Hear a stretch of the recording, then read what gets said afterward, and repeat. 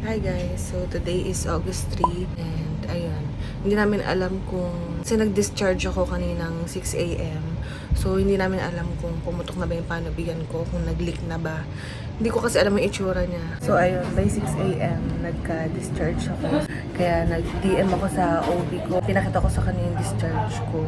So ayan, tatakpan ko na lang, medyo tatakpan ko. Tapos ayun, sabi na pumunta na daw kami ng hospital kasi baka mamaya nag-ruptured na nga yung bag of water ko. Ayun, madali na kami.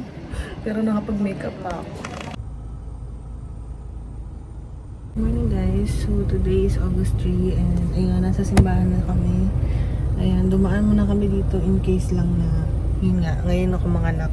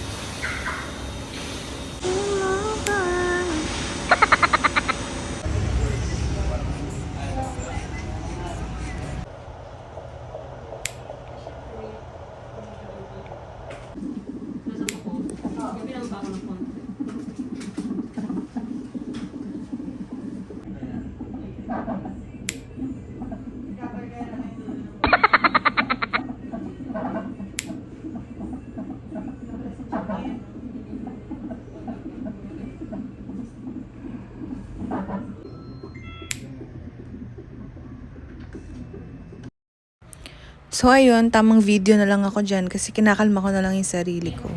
Dahil ayan, that time i-admit na nila ako. Nilagyan na nila ako ng swero. And ayan, pinalitan na nila ako ng gown. And ayan na nga ang aking supportive mama. Hindi na siya mapakali sa bahay kaya sumunod na rin agad siya sa ospital.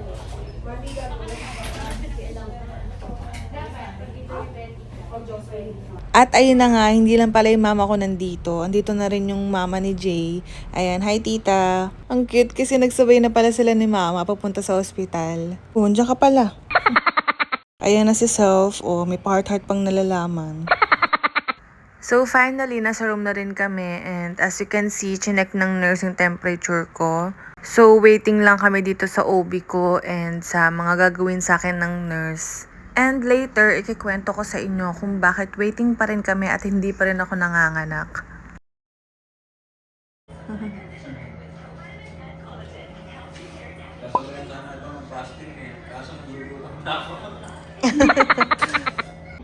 So, ayun na nga, ikikwento ko na sa inyo kung bakit ganun kabilis lang ang waiting time namin bago ako manganak. So, gusto ko kasi mag-try ng normal delivery. So, sinabihan ko yung OB ko and yung mga nurse na gusto ko mag-trial ng normal and gusto ko magpa-induced labor. So, bago ako mag-induced labor, meron pang mga process na ginawa sa akin. Like, nilagyan nila ako ng pang-pa-open ng cervix. Tapos, basta marami pa silang ginawa. Nilagyan ako sa swero ng mga gamot. So, ayun, habang naghihintay kami, wala talaga nangyayari kasi inay-ina ako ng OB ko, hindi pa rin siya nag-open. So, maghihintay kami ng 3 to 6 hours and then i-check ulit ng OB ko kung nag-open na ba yung cervix ko. Then, after nun, dun pa lang nila ako i-induce labor. O, diba, sobrang tagal naming maghihintay kay baby bago siya lumabas. Tapos, inaalala pa namin yung panubigan ko kasi pumutok na. So, hindi namin alam kung ano bang lagay ni baby sa loob ng tiyan ko. And yun yung rason kung bakit nagpa-CS na ako. At ayan na nga, pumirma na siya na magpapa-CS na tayo later.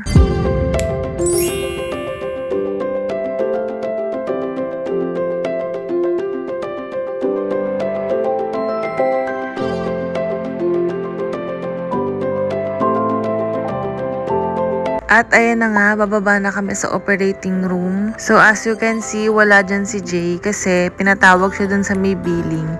So kailangan daw mag-down muna kami bago ako operahan. At nawala na rin sa isip ko na hintayin muna si Jay bago ako ipasok sa operating room kasi sobrang na-excite na ako at may kita na namin si baby. And buti na lang andyan talaga si mama. This is it!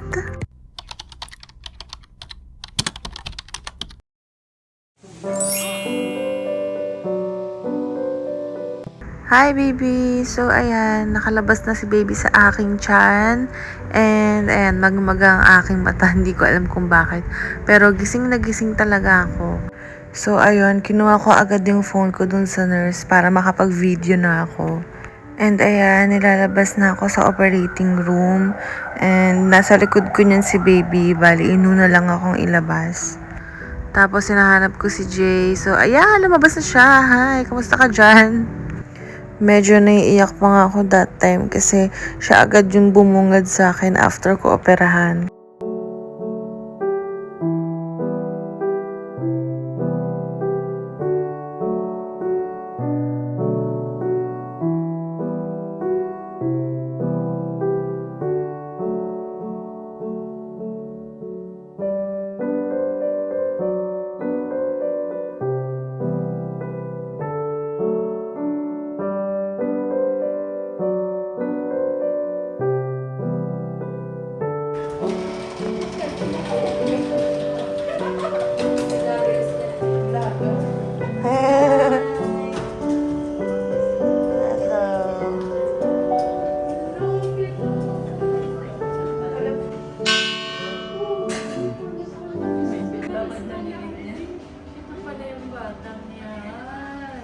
Okay, sige. Tignan nyo kung sino yung kamukha. Ako ba o si Jay?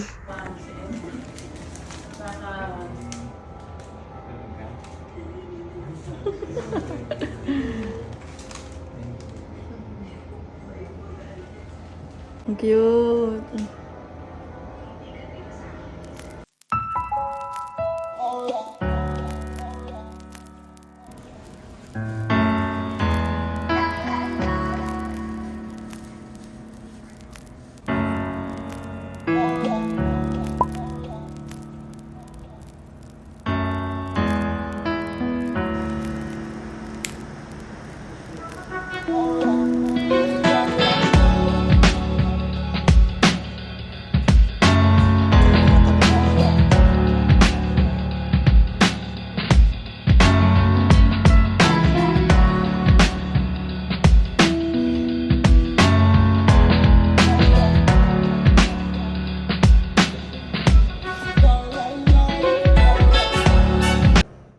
Pwede na ako uminom ng tubig. Ano oras na? Parang mga 3 na ata. 3 a.m. Almost 12 hours after ako operahan. Pwede na ako uminom ng tubig.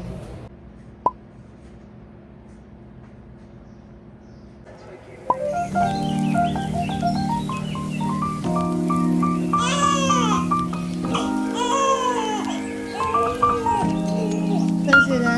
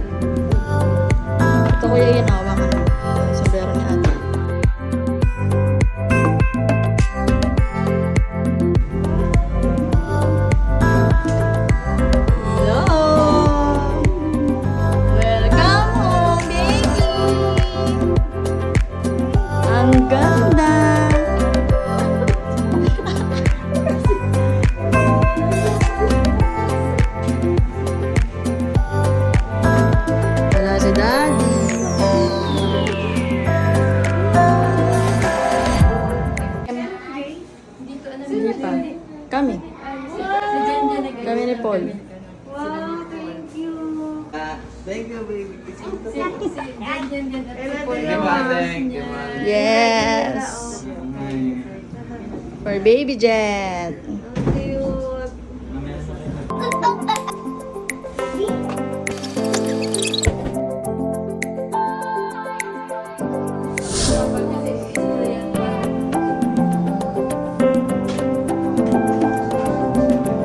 Kay Kaboy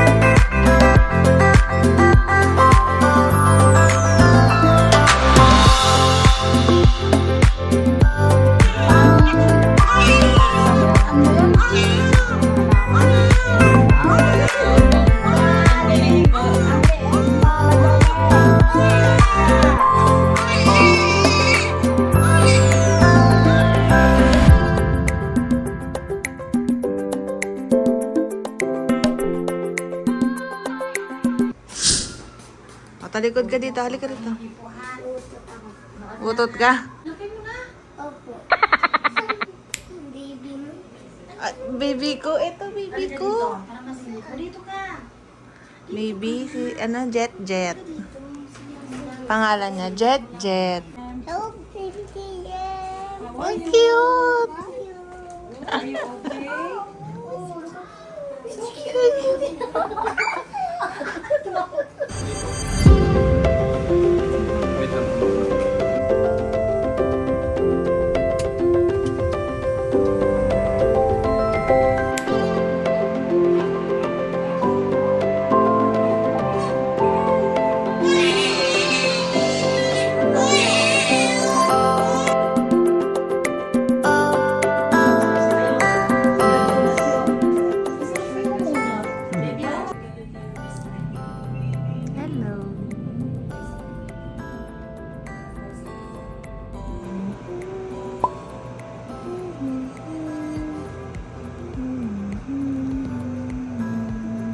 Adi.